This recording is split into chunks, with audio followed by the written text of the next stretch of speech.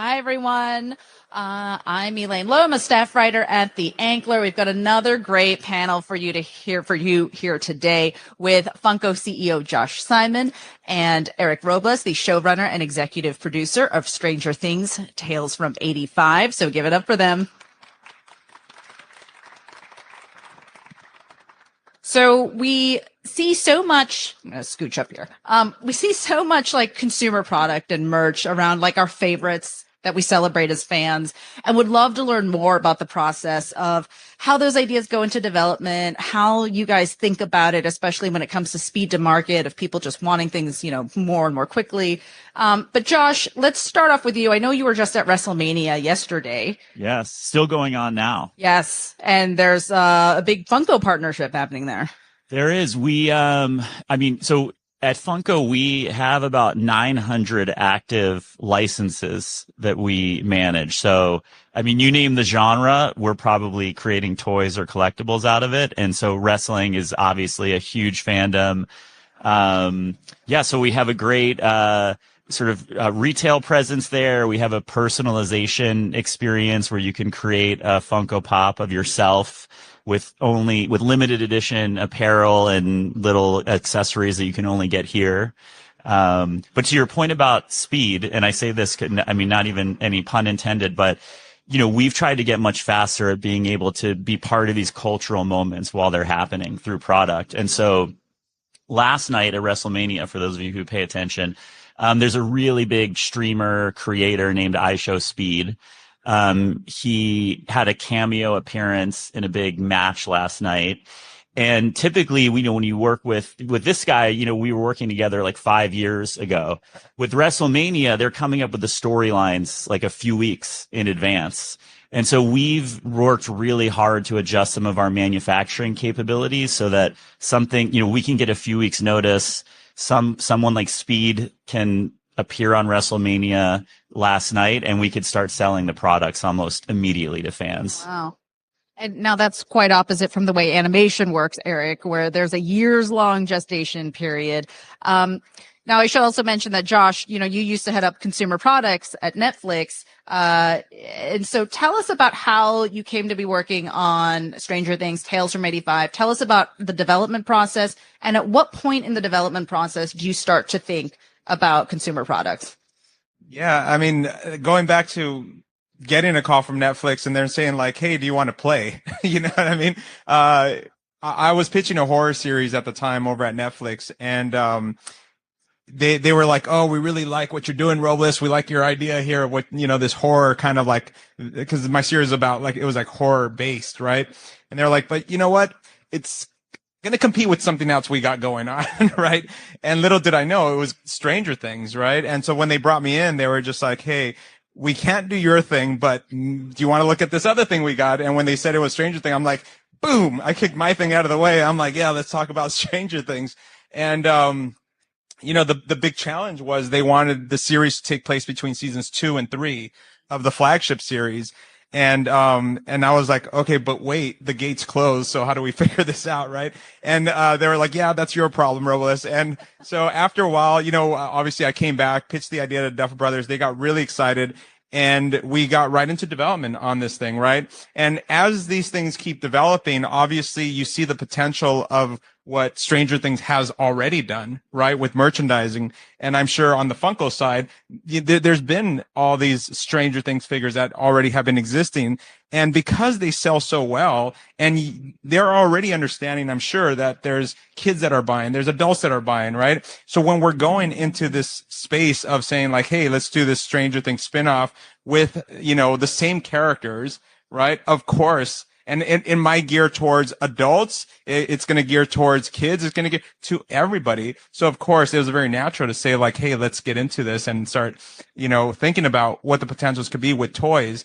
And, because the show itself lends itself to really fun ways of using weapons. If you think back, Steve, right, he created this bat with a bunch of nails in it, right? And that in itself became this really cool weapon. And so when we were talking about developing the series and are the kids going to have weapons themselves, then we started thinking of how do we incorporate new weapons for the kids to protect themselves? And that's when we started thinking, well, they wouldn't come up with really cool gadgets in the sense of like modern day. They would just kind of bash things together like Steve did. And that's how we started thinking about, like, it's like thinking about Goonies, right? The kids from Goonies, Data, he'd probably just make something up. And so that got us really excited of the potentials of what we can do with consumer products with these toys and, everything that we can do with consumer products, but specifically Pops, the Funko Pops. Now, Eric, do you ever, when you were thinking about that, were you thinking of that, sort of simultaneously, like as you were thinking like, oh, this would be a really cool toy, or do you just sort of come up with the idea first and then it follows? Yeah, look, full transparency. It's never about like, hey, we need to make a bunch of toys right out the gate. It's always about story. It's always about character. So when I started developing this thing, it was all about the story, all about the character, but it just so happens that these kids need something to fight with. And so that's where these elements come in of how we can create these really fun toys for them, in a sense, these gadgets that they're using for the show, which naturally allows itself for consumer products. I think back then, if I recall, there were some specialists on the consumer products team who have a long history of designing toy-based weapons. And we did like a big show and tell for Eric and team, more for inspiration, but just to kind of give a little bit of a sense of like marketplace trends and how easily or difficult is it for something that he's doing to translate into something we could put on the shelf. Well, talk to us, Josh, about how easy or difficult is it for you to translate something that you've seen on a TV show or a movie from your time at Netflix? It depends. I mean, look, I think what I love about physical products is in my mind, they're sort of an equally powerful medium of storytelling as a movie or TV show. I worked at Nike for a while, and I think if you're a sneakerhead, you might geek out to this, but these are even more boring ones, but like I'm wearing the Nike Cortez today, and it's interesting because in the 1960s, the guy who, sort of one of the co-founders of Nike was looking to create, sort of a track shoe that was fast and durable. And, he wanted to name, the shoe originally after something kind of Mexican inspired around the 1968 Olympics. At the time, there was a competitor, I think it was Adidas at the time, that had, the Aztec shoe. And so Nike intentionally called this the Cortez as sort of like a competition to and a fun kind of backstory to compete with Adidas. And so a lot of times, even when you're designing sneakers, the name, the outsole, the colors, the stitch, there's a reason behind it. And so I was doing that in sneakers, and so it's a blessing when you move into the world of entertainment where you're actually trying to create something based on a real story, a script, a character.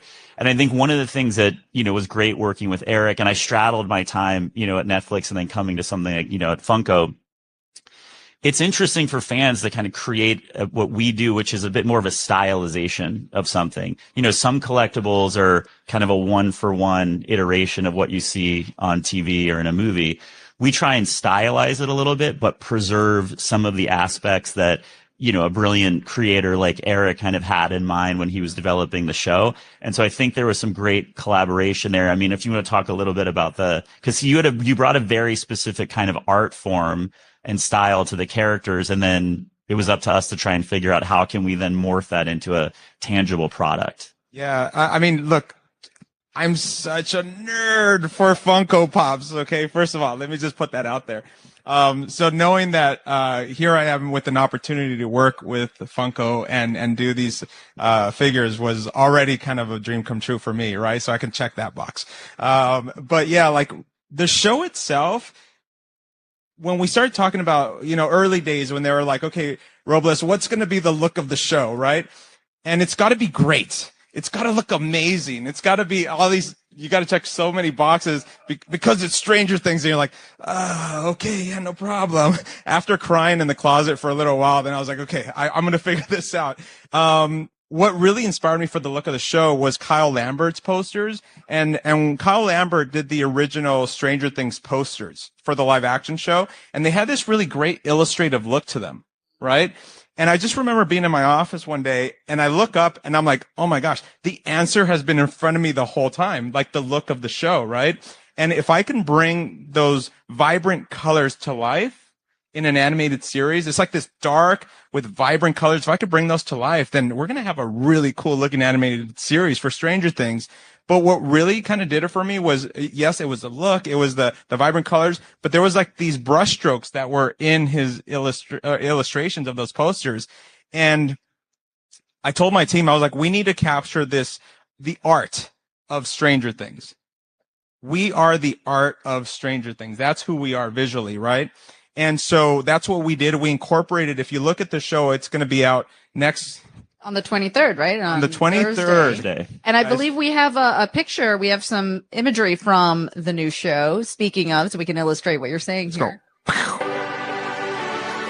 I have a bunch of Funko dolls of all the characters. All right. I was a ghost, I was alone. Guess which one of these Funko Pops is a secret cake imposter? So is it Will, Dustin, Steve, Lucas? No, it's 11. How to believe I was a Patrick!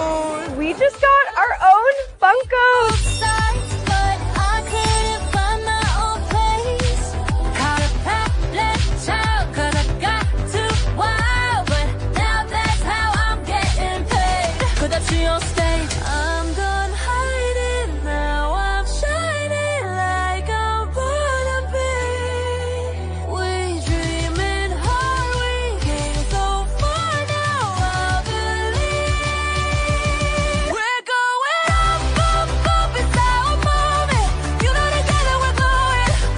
Thank you so much to Funko. I think they understand what fans are looking for. They've been incredible. Excellent. And we are definitely going to talk about K-pop Demon Hunters in a moment. We also do have an image from the show that we can pop up here. That'll really illustrate what you're talking about here. Yeah. So look, so again, going back right to the look of the show, we really wanted, if you look really closely at the characters once it's out, you're going to see these brushstrokes on the faces of the character. You're going to see the brushstrokes in the background. And so when we were talking about how are we going to distinguish these from the live action, right? You can have Funko Pops that exist that are Stranger Things, and you're like, of course, that's what it is. And the easy way to go is saying like, okay, let's just make more of those with the new costumes. But I'm an artist by nature, so I'm like, no, we have to be different, right? We have to look different. And so I asked the team over here, I'm like, I don't know if it costs more. I don't know how this stuff works, but can we add brushstrokes on these Funko Pops? So that way we can have our own look that when you put it next to the live action, let's say if you have 11 and you have the animated 11, you can see in the Funko Pop that there are brushstrokes that are very different and very obvious. So it's not just the box, because the box does it, right? The box can do it itself, right? The boxes are always great on Funko. Whatever they do on Funko, it's always great. But if we can actually bring that look to the actual pop itself, now we got some bite. Now we got something different. And I do think we have an image of the pop itself, the Tales from 85. There we go. Yeah. So as you can see like on Mike's hair, 11's hair, you see those brush strokes that are on there. You see her overalls there. They have those brush strokes. Mike's pants. You can see how we incorporated this new look to really kind of capture this, the art of Stranger Things Tales from 85. Yeah, no, they look illustrated. It's beautiful. And, going back to the idea of speed to market, and when you have a really popular show, or movie like K-pop Demon Hunters, where there's suddenly a clamoring for product, walk us through the journey that movie took when it came to getting products on shelves, because I, think it also speaks to the greater media environment that we're in right now, Josh. Yeah, I mean, look, I think we, at Netflix and when I was on the consumer products team there, really believed in that movie as something special. It is interesting though, because obviously there, on the one hand, there's always a clamoring and interest for newness, and, people sort of feel like there's a little bit of franchise fatigue, which I don't think there is, by the way, but people, tend to feel that way a little bit. And then you have something like K-pop Demon Hunters, which, while it's like so refreshing to see something that's new and from sort of some up and coming artists and, and sort of at least a genre of music and art that's sort of trending globally and in the West, coming from the K-pop world. It's awesome to see how huge that became. I will say we were out there kind of pitching it to retailers and toy companies, a few years in advance of the movie coming out. And it was really difficult to generate interest for something new. And that happens a lot nowadays. I mean, I think consumers are so fickle and retailers are really conservative about what they put on their shelves. They really want to put like the sure bet out there. And so, as a manufacturer, you really have to be able to adjust to get after these things, pretty quickly. And so, I mentioned earlier, so the normal production timeline for, and this lines up well from the kind of film and TV world, but a normal production timeline for a toy, I would say, is like for a more complex toy or a doll could be 2 years out. Most big toy companies are working 18 to 24 months out on a development cycle. We have that longer lead time that we work on as well, but we've also worked on creating some technology and processes that allow us to do it right now in a matter of a few months. And pretty soon we're going to be launching some technology that allow us to do it in a matter of weeks. And so K-pop Demon Hunters was one of those examples. Obviously, I had a little bit of an inside line because I left Netflix to Funko right as like K-pop Demon Hunters was taking off. So like my first week on the job at Funko, I said to the team, I'm like, guys, there's going to be something here. Like we should get after it.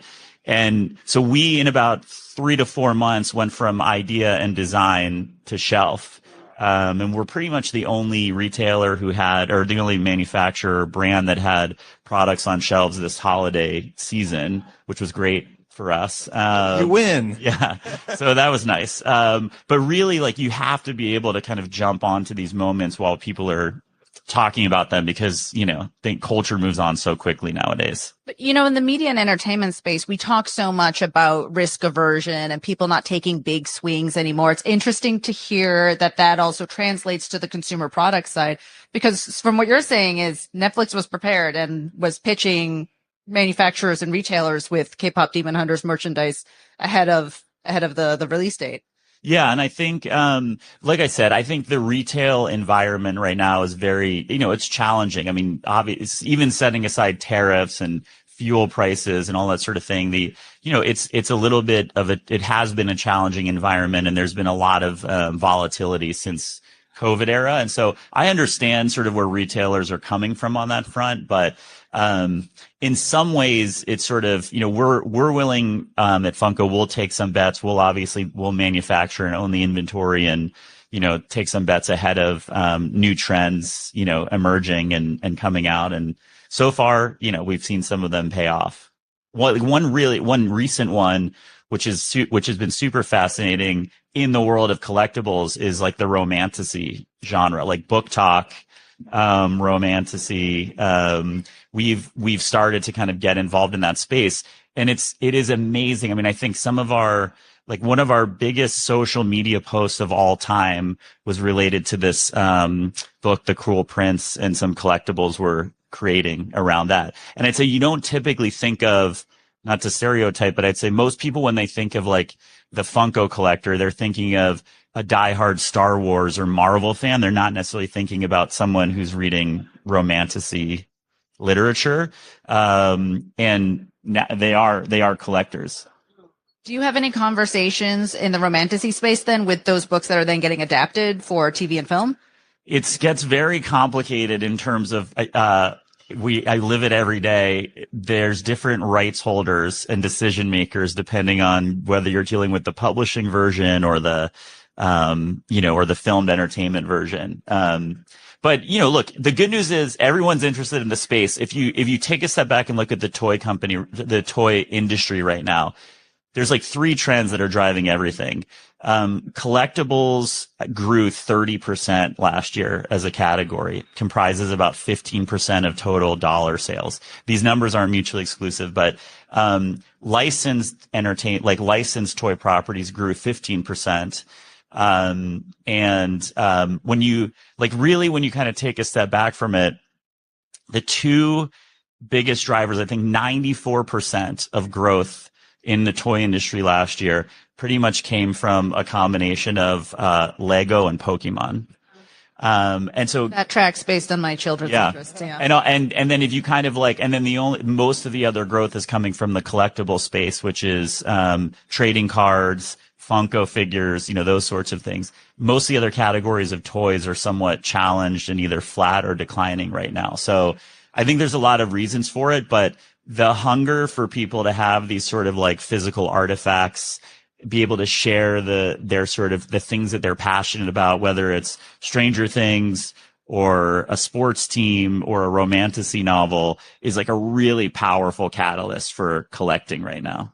And, Eric, this isn't your first go around with developing a show that also has a merchandise component. How has that process changed over the years?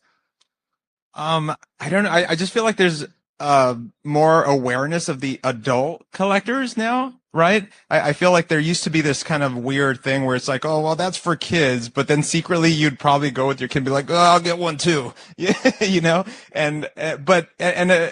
you could thank Star Wars. You could thank like a lot of these, right, that are out there where, we grew up, we were talking about this earlier, where it's like, I'm a kid from the 80s, right? So it was being pushed, whether it was He-Man, whether it was Transformers, Thundercats, right?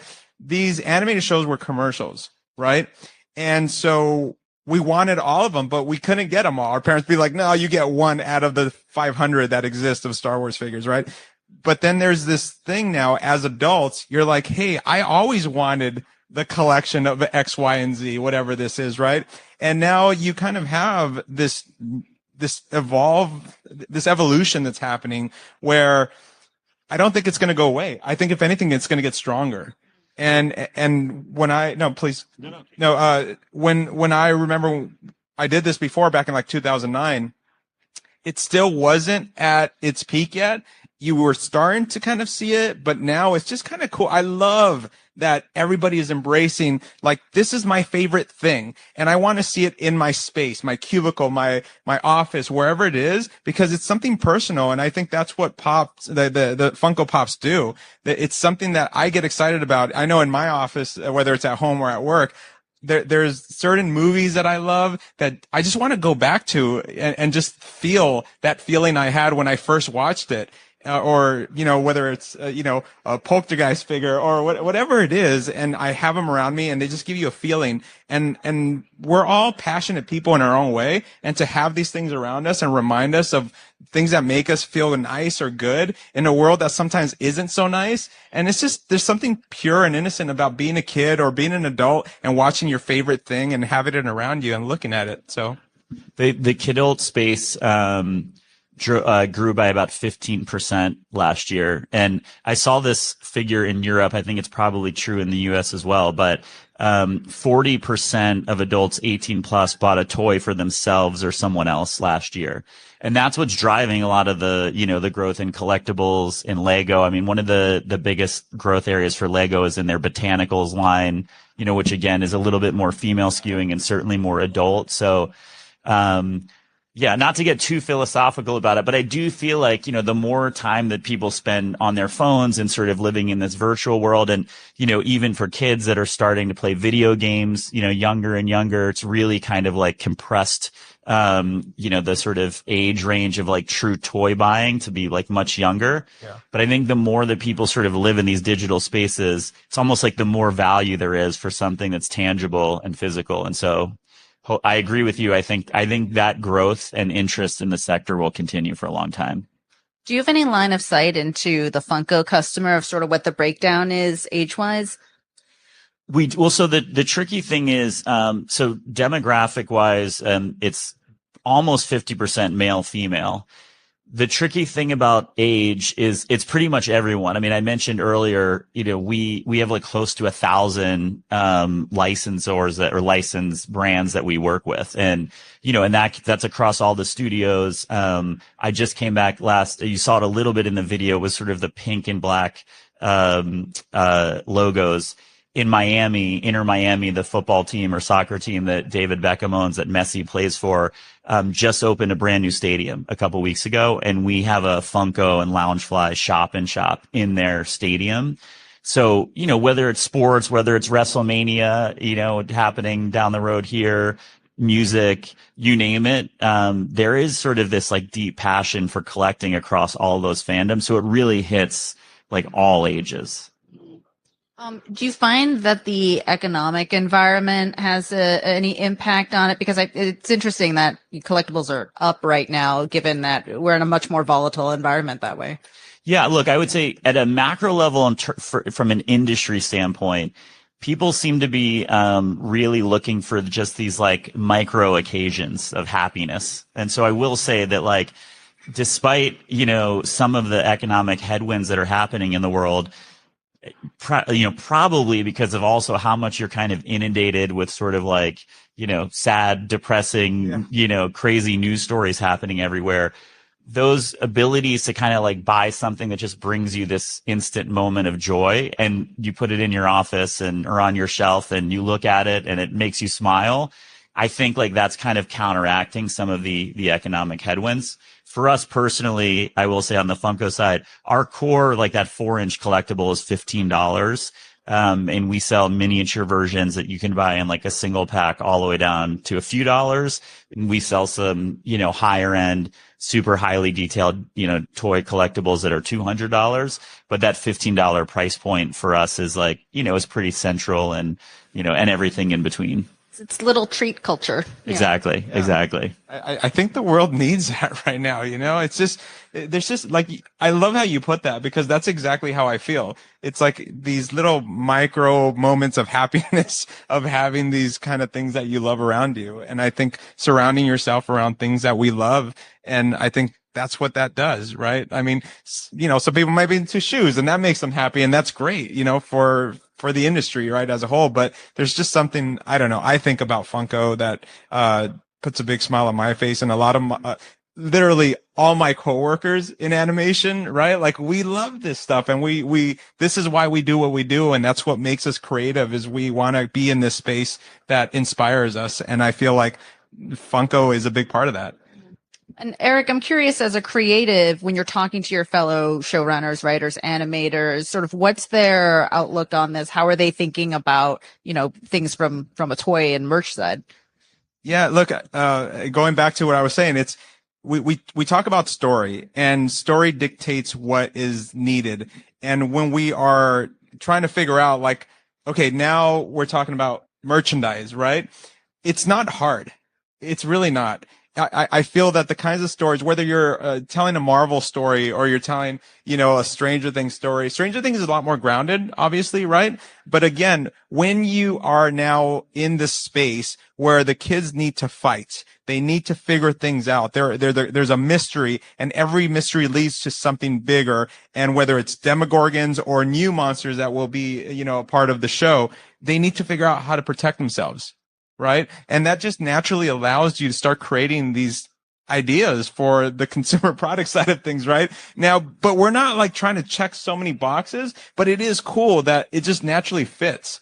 And I think that's what makes me happy, that I don't have to feel like I'm trying to, curate something that isn't natural. I just get excited because we get to have these cool conversations that he's excited about, I'm excited about. And then together we get to make these really cool, toys.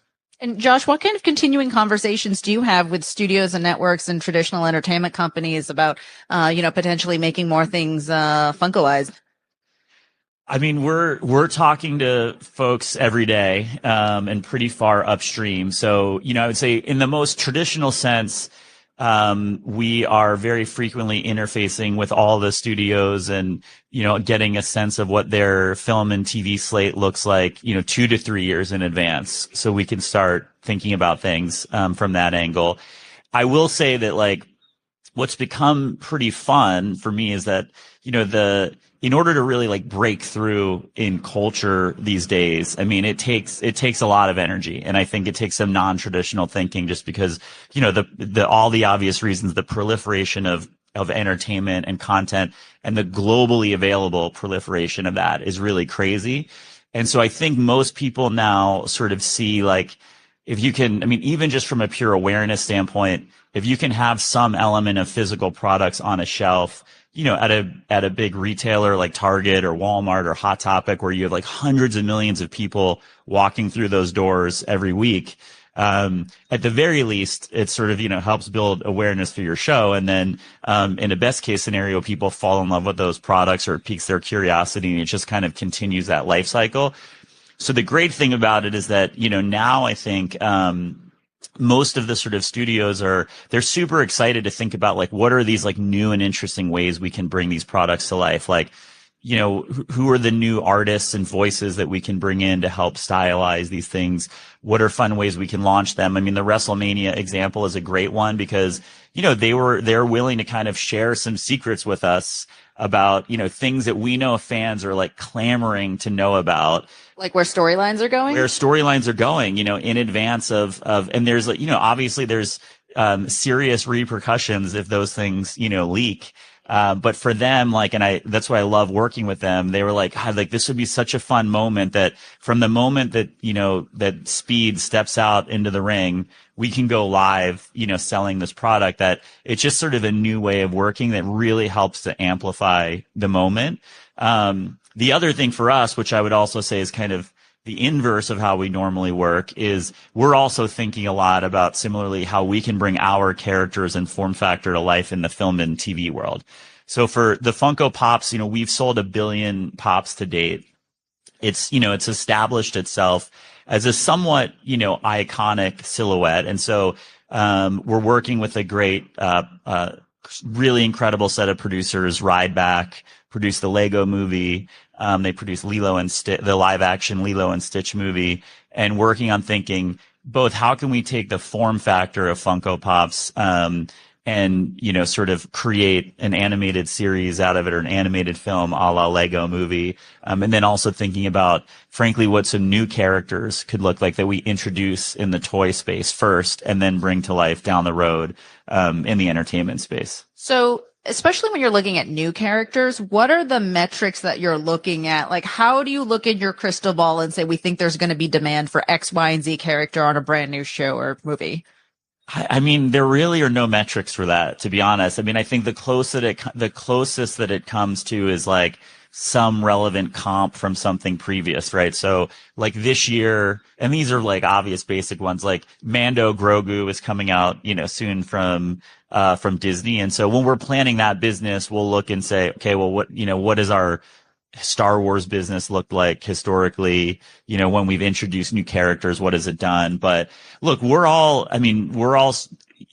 folks who work at Funko are all massive fans of entertainment and pop culture and every corner of the universe, you can imagine. And so, they really geek out to every nook and cranny of, niche fandom. And we just want to sort of cater to the fans. And so we're willing to take a bet on it. And, obviously we won't go crazy with how many units of something we're manufacturing at first until we see if it can work. But a lot of it is just, rolling the dice, and we'll see what happens. And speaking of more niche markets, like you mentioned Book Talk, what other areas of social do you all explore for new ideas?